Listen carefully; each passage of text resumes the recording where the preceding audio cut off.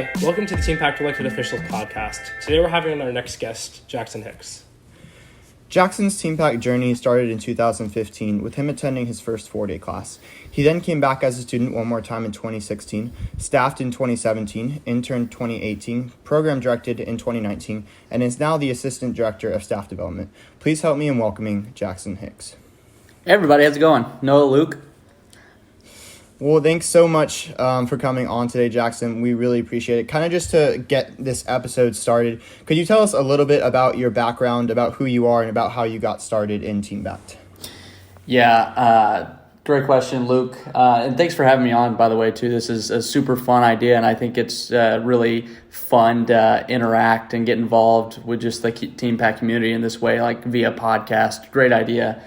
A little bit about my, TeamPact story and just who I am, I guess, is I started in 2015 as a student. I didn't really want to go to TeamPact necessarily. I had some friends who went, and they really, encouraged me to go. The friend was Adam Easley. He was like, "This is the best thing on earth. You got to go." And I was like, "It's government and it's a camp and it doesn't sound super fun, but mom and dad, they paid for it, wanted me to go." So I went in 2015 and I kind of fell in love with it. So I went back as alumni in 2016 and just loved it again. Decided to apply to staff at NatCon and got accepted to staff. I staffed 3 classes in 2017, and then I applied to intern, and I honestly didn't think I would be accepted to intern. I didn't have a whole lot of TeamPact experience. I was like, this is kind of, off the wall chance. But I was accepted and just very excited for that opportunity. And then they asked me to come back and program direct the next year in 2019. And right after I got done program directing, I applied for a job in the TeamPact office as actually intern in staff development. And soon after that, Johnny Lifeit, the old assistant director, moved on from TeenPact, and I took his position after that, was hired for his position. So, yeah, been in TeenPact a little while now and, done a little bit of everything and just still loving it, still enjoying the community and just everybody who's involved. Yeah, that's so cool. You've been in TeamPact for a long time, it sounds like. So kind of the theme of this episode is to kind of give the viewers a look behind the curtain into what the TeamPact office looks like on a day-to-day level. Since we interact with the office at alumni events and state classes, but even as students and staffers, you don't really get to see the office a whole ton. So kind of want to ask you the question, what does the office look like on a day-to-day basis? Yeah, that's really, really cool and a great question too. The TeamPact office on a day-to-day basis can look like many different things depending on the season that we're in.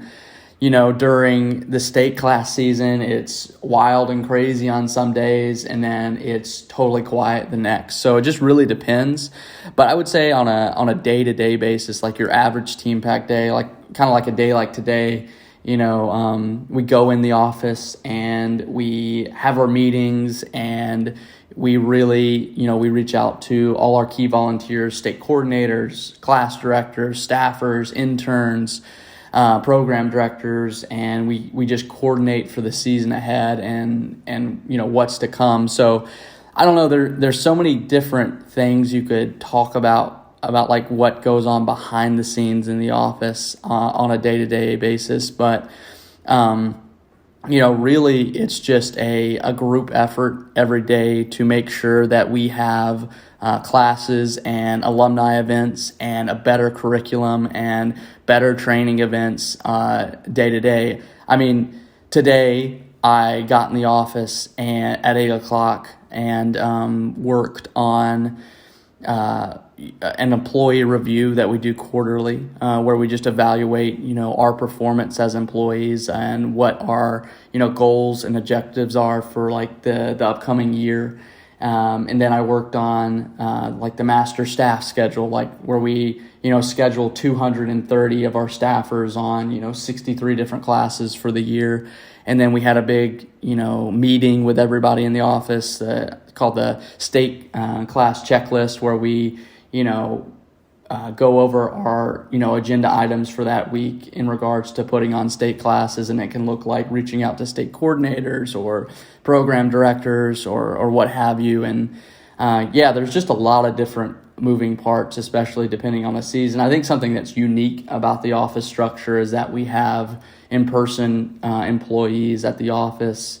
And then we also have our remote employees who do a ton of work too, our field directors and a couple people on our communications team who aren't in the office but work just as hard to make sure that TeamPact happens in every state. Yeah, that's incredible. Something that I think is super unique about TeamPact is that you guys have, correct me if I'm wrong, is it 9 full-time employees? 9 full-time employees. Yeah, you guys have 9 full-time employees, but yet you guys have this network of volunteers that is so large that you're able to pull off season after season. It's incredible, I think, as a ministry. Since with other ministries, I've seen that they've had tons of employees, but with TeamPact, they rely so heavily on volunteers. I think that's super incredible that the ministry is able to do that. Oh yeah, I mean, we could not operate without volunteers. Our volunteers are the heartbeat of TeenPact. When we just talk about state coordinators who are the boots on the ground all year round to make sure that we have the classroom ready. All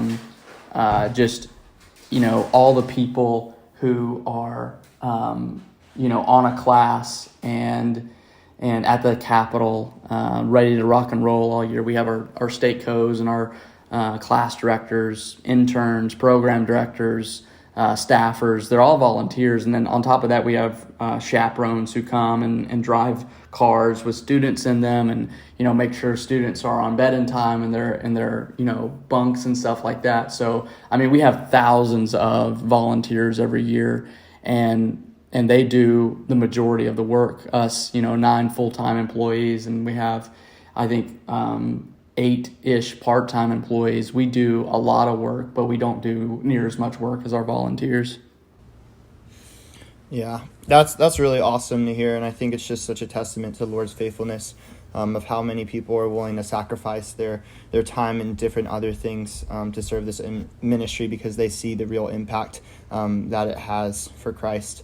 Kind of backtracking just a little bit, you said after your program directing year, you applied to a job in the office, and I just wanted to ask if you could tell us a little bit about that thought process, especially to those listening that maybe don't know what to do either after college or maybe where to go, and kind of just speak a little bit to how you heard what the Lord was telling you to do and how you can just follow the Lord's voice wherever He may lead you in your life. Yeah, there's a lot of different thoughts that went into applying for a job at the office. And, one of them was I love TeenPact and I love working for this ministry and getting to serve. That was definitely one of the main thoughts that entered my head. And also my girlfriend at the time was going to go work in Washington, D.C., and at that time, we were doing long distance between Mississippi and Oklahoma. And that got us, Richmond to D.C. is about 2 hours apart. And that got us a lot closer. So I'm not gonna lie to you and say that it was just for the service and for TeamPact and all this. I was also getting a lot closer to my girlfriend, my now wife, Amy. And so that was part of my motivation too. But, it was really... I hadn't been in TeenPact just a long time. I would 2 years as a student and then staffed a year, interned a year, program directed a year. So, had been involved for 4 years at that point and was like, I don't feel like I'm done yet. I feel like there's a lot that I still want to do in TeenPact and still want to be involved in this community. So I applied to a job in the office and was, thankfully hired there. And it was really just a combination of life circumstances and, kind of a prompting and a calling I felt from the Lord to stay in TeenPact and stay in ministry and get closer to my girlfriend. And I think transitioning out of TeenPact looks different for a lot of different people. Some people really don't want to transition out when it's their time to either graduate or they're done staffing or interning or what have you. But really what TeamPact's for is to train young people to be leaders in every area of life. So, the transition period is pretty, it can be tough, but it's really what we want our students and our staff and interns, program directors to do, is to move on so that they can be leaders in colleges and in businesses and organizations, nonprofits, ministries, churches, you name it. We really want TeenPact leaders everywhere. So really, pray about it. Really search what the Lord is directing and prompting you towards. But really just grab a hold of what, is put in front of you, whether it's education or a job, and just go for it and do it to the best of your ability. And especially the way that, you've been trained to lead and serve the Lord, the way, TeenPac's trained you to do that. Yeah, looking back at your time in that transition period, you were starting out as a assistant in staff development, and Johnny Lifite was leaving that. I didn't get to know Johnny that much since he was leaving TeamPact just as I was starting to get more heavily involved.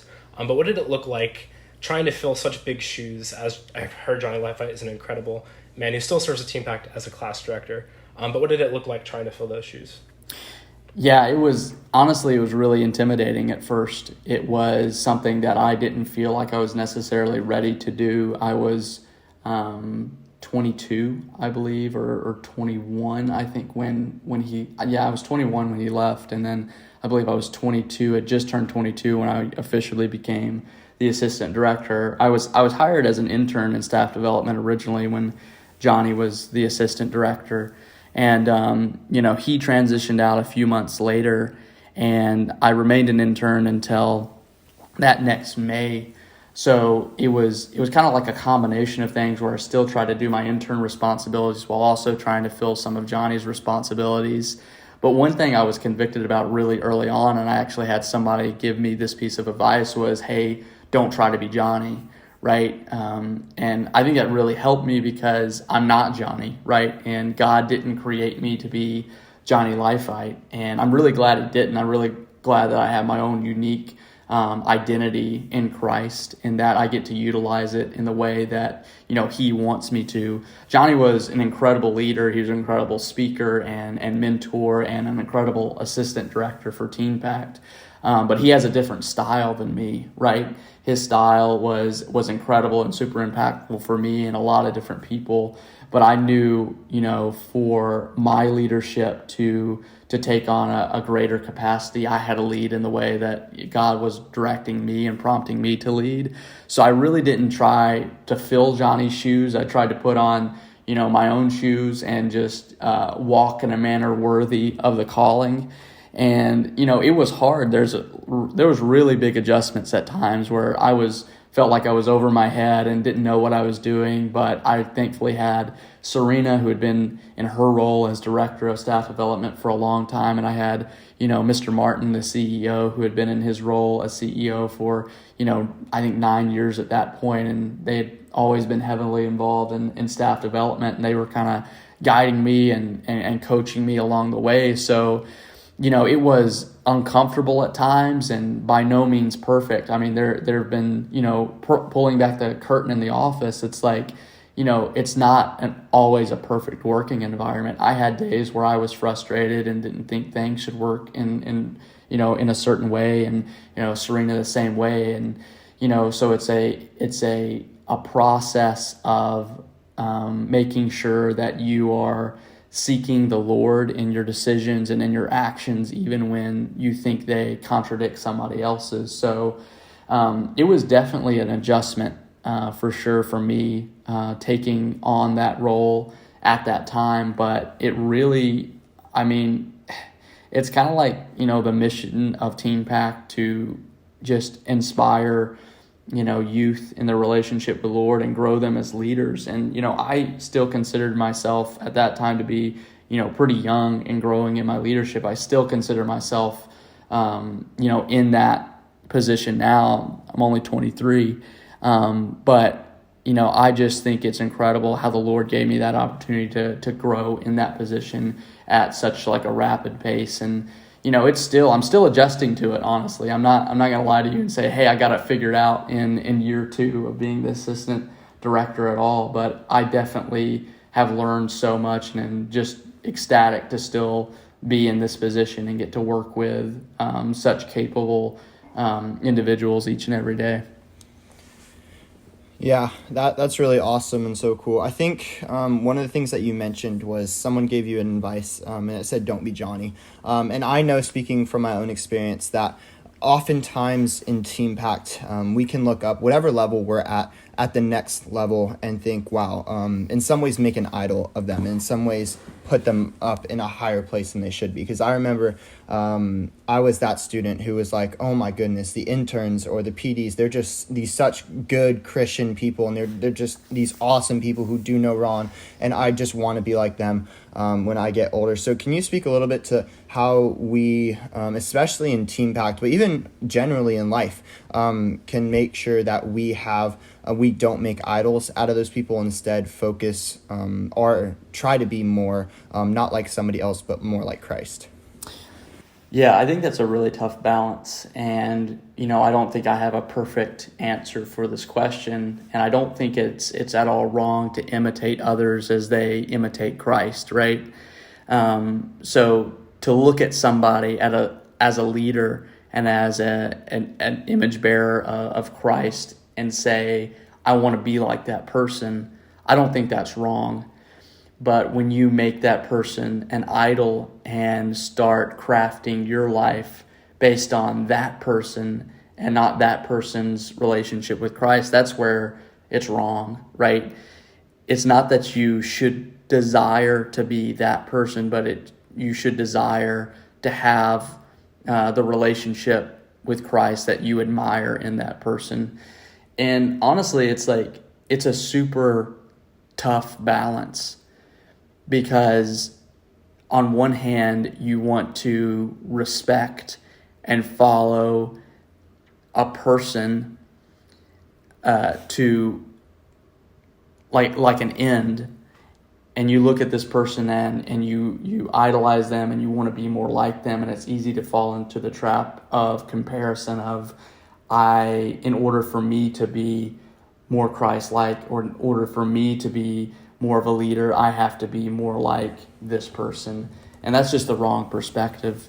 The heart set has to be, I see Christ in this person, and I want to reflect Christ in the same way. Yeah, no, I think that's really good. I think even in thinking more about staffing specifically, I know oftentimes people can put their identity in their decision letter. People can put their identity either in the pridefulness that they get a yes, or they think in some ways that defines who they are or their worth if they get a no. And I was wondering, especially as the Assistant Director of Staff Development, if you could speak a little bit to how we should handle both getting a yes letter and also getting a no letter. Yeah, this is something that burdens me a lot in this position, and even speaking to our intern or our incoming intern applicants or our intern applicants at NatCon last year, I got a little emotional talking about this, because I know that our staff and our interns and even former interns who are, hoping to become program directors, they find a lot of worth in the decisions that we make in TeenPact regarding their ability to serve. And, I told our intern applicants at NatCon last year that TeenPact in no way determines your worth. And it would break my heart, and it still does, that some people walk away from the staff application process or the intern application process thinking that we in leadership and TeamPact do not value them, because it's not the case. We value and we honestly desire for everyone in TeamPact to be a leader, whether that's staffing or interning or program directing or what have you. We desire that for them. We're a leadership school. We want people to lead. But we have to make judgment calls based on applications, based on reference letters, a lot of times to, promote certain people to leadership. And honestly, that's the hardest part of my job, and it's one of the parts of my job that I really just don't like doing. I think people think that when you have the ability and the, quote unquote power to make decisions on whether or not others should be leaders, it's a good thing, or it's fun to have, but it's really not. It's terrible. Yeah. I really get deep in thought a lot of times about how the decisions I make can affect other people. And for anyone out there who has applied to staff or is considering applying to staff or has been rejected for anything inside or outside of TeenPact, I just, your identity does not come from other leaders. It does not come from an organization. It doesn't come from a friend or even a parent. Your identity comes from the Lord, right? And nobody else can determine your worth. And my biggest fear is that people in TeamPact will think that Serena and I in staff development are determining their worth. And that's my greatest fear, because that would just break my heart. It really would. It makes me just emotional thinking about it. I hate that thought. Yeah. Yeah, that's really good advice. Sometimes it can be hard to get no's, but something I found is that through the no's, God can work incredibly, just as much as he could have through a yes. Since he is the God of the mountain and the God of the valley. Yeah. I'm kind of looking back to the cycles that go on through a TeamPact year. There's kind of like the state class season, then there's a summer, and then the alumni events. So kind of like looking at a cycle in staff development, what does that like kind of look like as far as making decisions for letters, sending them out, having staff training, all that stuff? Like, what does that look like in a schedule as far as the cycle? Yeah, I think the easiest way to explain this is just go from January to December and just kind of break it down, because we have something going on every single month, every single week, every single day of the year. I think people think we take a break in the off season, but honestly, it sometimes gets more busy. In January, obviously, we start out with intern training. We're going to start it on January 6th this year and go right up until the start of staff training on January 10th. So we do intern training where we train our interns to serve on classes and to lead our staffers and students. And then we do staff training where we teach our staff to lead our students and teach our curriculum on classes. And then we take a week off after, 2 weeks of working really hard at those training events before the start of our state class season. So we take that week off, and then the state class season starts going through, January, the end of January through February, March, April, and then it ends in May. And then, at the end of May, we have National Convention prep, and then our biggest event, National Convention, that has nearly 1,000 people every year. And then normally after National Convention, we take, like 2 days off, and then we have, intern selection. We have to make decisions on interns, and then we have to make decisions on staff. And then during that whole time, we're also working on our curriculum for the next season. We're also prepping for our alumni events, what happen through the summer and even the fall. And then, in the fall, we're working on the next season and getting those classes ready to roll and start again in February. So it's really just all year long we have something going on. But specifically for staff development, the process of selecting staff and interns, that really starts in April and goes through September, when we finally send out letters and making our decisions and stuff. For interns, we send out letters about a week after National Convention typically, and then we announce our team in July. So all before National Convention and through National Convention, where we have our intern interviews is when we're making those decisions and conducting those interviews and reading applications and reference letters. And even during that whole time, we're receiving reference letters for staff. And then obviously at National Convention, we conduct, hundreds of interviews for staffers. And then after National Convention, we conduct, hundreds of more interviews for staffers and process, over 1,000. I think we had close to 2,000 reference letters submitted for staff this year. We read and we process and file all those away. And then through June and August, we read all the applications and reference letters, and we, based on the pool of applicants, select as many people as we possibly can to staff with us, as many slots as we have available. And we send those decisions out in September. And then after September, we just work on placing those accepted staffers on classes and getting ready for the upcoming season. So it's a 24-hour, 365 process of just working in TeenPact and getting everything ready for all the events and for all the key volunteers that we use on a day-to-day basis. Yeah, I think that's such helpful information for those who are not fully acquainted with TeamPact to kind of get a better understanding of the ministry as a whole. I know that the office doesn't like to give away a ton of information about the staff selection process given its sensitive nature, but with the information you can give us, can you tell us a little bit about what the staff selection process looks like practically?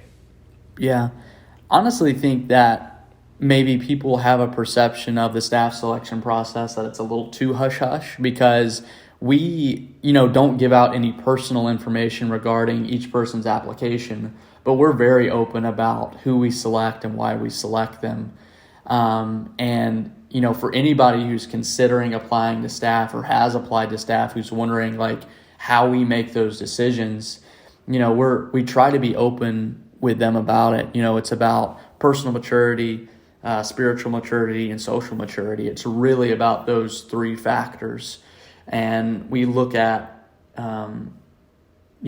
all those factors at the same time. And we really look at spiritual maturity first and foremost, though, because we want and we desire and we know if we're going to have strong leaders and strong teams that they have to have a genuine desire to serve, die to self, and just live for Jesus. That's just I don't want to say it's our minimum standard because it's the ultimate standard as well to live a life in service of Jesus. But, we have to see that in somebody's application. We have to see a genuine pursuit and a desire to serve Christ. And that comes in their essays that they write in their applications. I think there's about 5 essays in every staff application. And that's 5 times for people to tell us why they love Jesus and they want to serve him. Right. And if we can see that in an application, we want that person to staff. And then on top of that, we have reference letters submitted by state coordinators and class directors, interns, and program directors. And we read those, and, those are from one of our leaders' perspectives on this person's ability to serve. And for each applicant, we really shoot for 3 reference letters so that we have a really good knowledge base of who they are and why they would be a good fit for this position, right? And, we don't just read one reference letter and then rule somebody out. We really try to dig in deep and make sure that we're making the right decision on who we're selecting. And, in a year like this year we had, some of the, I think either the most or the second most applicants we've ever had apply to TeenPact. And there were a lot of people that we really wanted to staff, but we just didn't have room for. And, that's a blessing. It's also just it grinds my gears because I was I want those people to be serving. And I think it might get harder each and every year because of the just quality of leaders and the quality of students that we have in TeenPact. But, it's not a secret process. If you want to staff with TeenPact, be a leader in your community. There's a crazy statistic that I look at every year after I pull all the staff applications, and something like 98% of our accepted staff every year run for office on state class or national convention. So what it shows me is that the people we select are the people who desire to be leaders and to be involved in our program on state classes and at national convention. So if you're listening to this and you're like, what do I need to do to to be accepted as staff? Love Jesus and strive to be more like him each day. Work on your personal relationship with the Lord and get involved on our state classes and be a leader there. That's really like the 2 points that I would give anybody who's considering it. Yeah, absolutely. I think that's really good. One of the things that you've mentioned a lot while you've been here today is leadership, and kind of the mission of TeamPact is to train godly leaders. And I was wondering if you could just talk a little bit and in some ways define what you think leadership is, and then furthermore, how you think that we can be leaders not only in TeamPact, but also in our communities and our schools and our churches, especially in a culture and a society today that's so divided, that's so divisive, that's so politically polarized. How do you think that we as Christians specifically can stand out as leaders in the culture today? Yeah. I mean, something we say in TeamPact a lot is leadership is influence, but I think it's even more than that. It's leadership is using your influence to push other people to Christ, right? And to stand out in today's culture, I think really all you have to do is use your influence well. Because not a lot of people are doing that, to just be really frank. It's not a hard thing it's a hard thing. It's hard to find somebody who is stewarding their leadership well and their influence well, right? So to stand out, all you have to do is use your influence in a way that builds up others and reflects Jesus Christ, right? And I think I know it's a simple definition. I know it feels too easy, but yeah, at the end of the day, that's what it is. It's using your influence to promote the name of Jesus and to point others towards him. And I think if you do that, you don't have to worry about standing out. And it's really not about standing out either in today's culture. It's just about living a life to serve and honor Jesus. Yeah, that is such good advice. Kind of looking towards the end of this podcast, I just want to ask you one final question. Where do you see yourself and TeenPact headed in the future? Yeah, for me, myself, I'm really content about where I'm at in TeenPact. I love being the assistant director of staff development because of the influence I have. I get to work with exceptional leaders each and every day, our interns and staff, and I love getting to see the light bulb moments in our students and in our staff where they understand their ability to influence and lead others. Like, that is what gives me joy, and it's what keeps me in TeenPact is just watching that. For TeenPact, where I see it going in the future is continuing this kind of premier program that we have of leadership. We have meetings in the office all the time, and every year we have an annual, what is our mission and vision for TeamPact, office employees this year. And, recently we've been talking about just stability, right? We got to all 50 states. Now we want to grow those 50 states.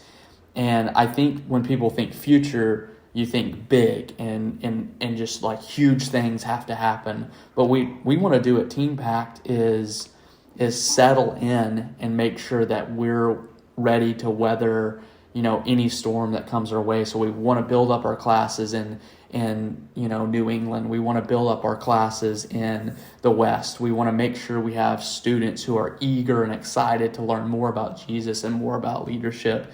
in all 50 states. And, once we have full large classes in all 50 states, maybe we start adding, more alumni events to train on more particular things. But right now we're focused on building TeamPac's community and building the base of TeamPac, because that's ultimately, in my opinion, what makes TeamPac special is the people and everybody who's involved. And we really just want to continue to grow that and foster and steward that well for, the next several years. And, Mr. Martin, our CEO, may give you a different answer than that, and Quinn, our vice president, may give you a different answer than that. But what we've all collectively as office employees have been talking about recently is just stabilizing TeamPact and making sure that we are stewarding, our responsibility with our students and our staff really, really well right now. Yeah, absolutely. Well, unfortunately, that is all the time we have for today. Thank you so much, Jackson, for coming on, telling us a little bit about the office, about your own experiences. We really appreciate it. Once again, my name is Luke Wilson. My name is Noah Diaz. Have a good night, y'all.